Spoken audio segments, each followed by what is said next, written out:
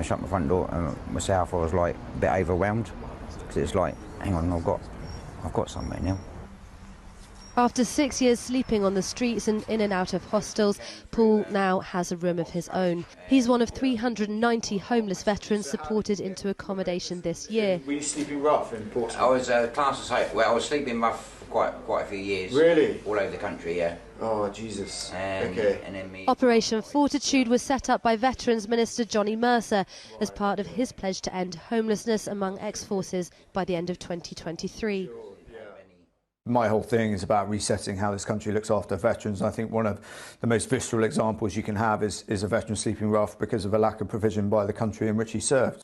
It's estimated British veterans make up around 2% of the homeless population.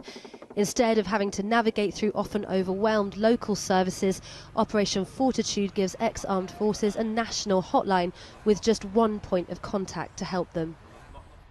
Before all of this, I mean, I suppose you were having to do that all yourself, kind of. Very frustrating, because you speak to one person, then you give them all the information, and they say, oh, now you've got to contact these now, and then you contact somebody else, and you've got to repeat it all again, and then sometimes you come around in a complete circle, come back to where you started from, and they say, well, no, but you do it all, and you don't seem to sort of like get any sort of progress.